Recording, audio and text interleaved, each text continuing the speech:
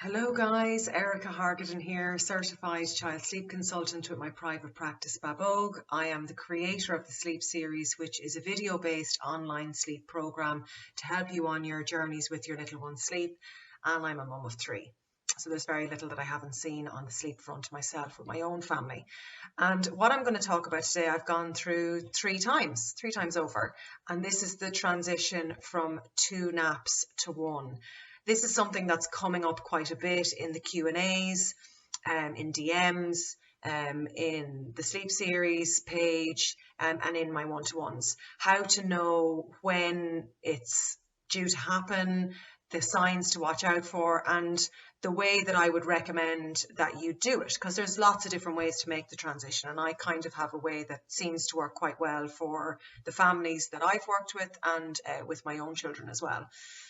So the transition to 1 nap a day generally happens, or is recommended to happen, between 14 and 16 months.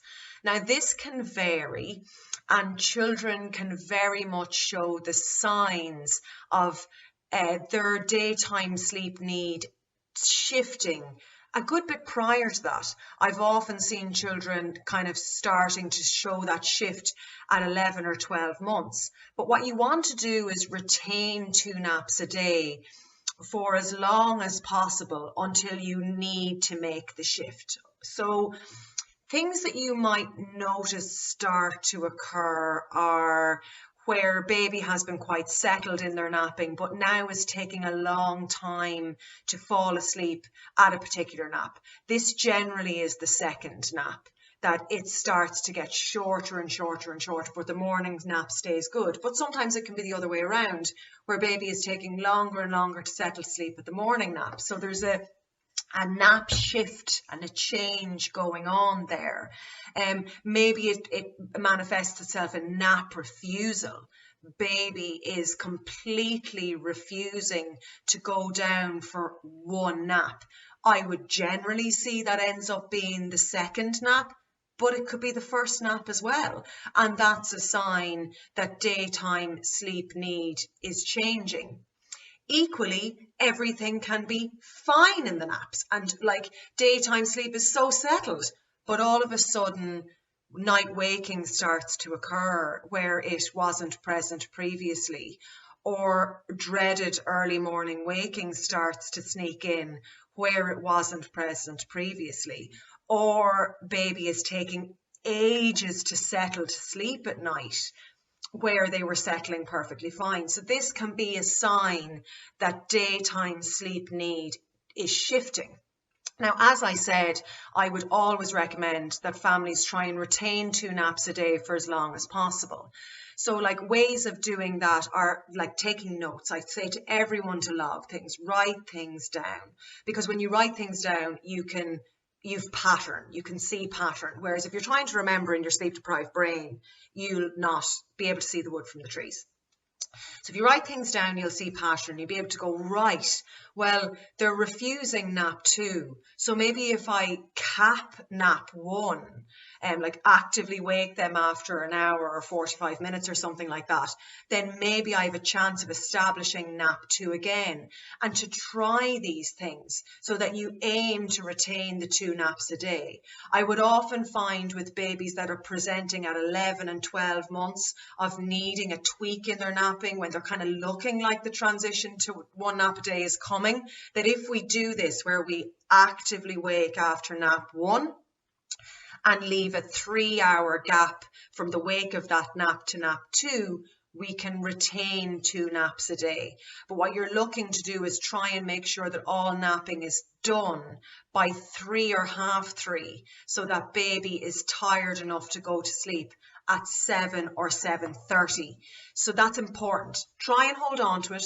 But if like it's just not happening and your baby is close to that 14 months mark or beyond, and you can see that this really needs to change and you have to go to 1 nap a day, what you're looking to try and create is 1 nap in the middle of the day. And you're looking for that nap to be somewhere in the region of 2 to 3 hours in length, depending on the age range of the child. Okay. Now, often parents will make the mistake where they leave the one nap of the day in the morning. Because very often babies will go down, no problem, for their morning nap and sleep for ages and ages and ages. But that presents then with a long wake period between the end of that one nap in the morning and bedtime. And if a baby is awake for too long, it raises the cortisol levels in their body and overtiredness will sneak in. And that can then bring broken sleep at night and early morning waking, which everyone wants to avoid. Like, I get so many messages about that as well. So what you want to try and do is create that one nap in the middle of the day. Now, if you push it too quickly to the middle of the day, your baby won't cope. So what I do is put a mechanism in place on shifting things forward. So I look at the morning nap, the nap that your baby is very likely to take well.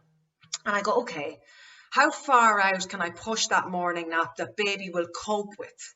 And I go, right, okay, well, nap's normally happening at 9:30. I'm going to push it out to 10:30. I think my baby can cope with that.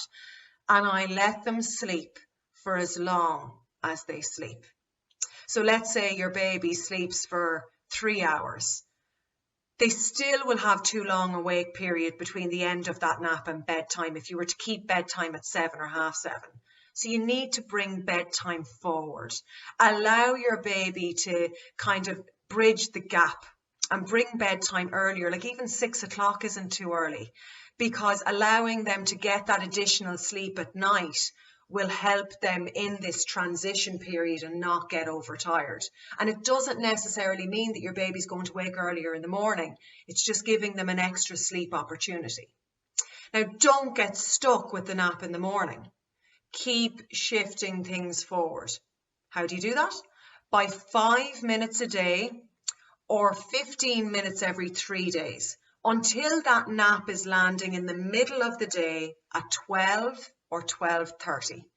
Now, ideally, you would love to see babies sleep for the 2 or 3 hours in the middle of the day. And you would like to see them going down having had a good protein-based dinner inside them. Now, I had this recently with somebody where they were seeking a little bit of advice, and kind of their baby was going down for their long nap of the day, which is to snack, because they wanted to give them their dinner afterwards. But baby wasn't sleeping well at nap. So we changed it. I just said, listen, try it. Just try it. Pacify me.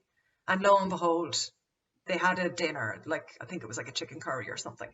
And baby slept brilliantly because they were full. They were satisfied, and it wasn't just a yogurt and a cracker. That's not going to sustain them through that long spell of sleep. So something protein-based is going to really, really help them.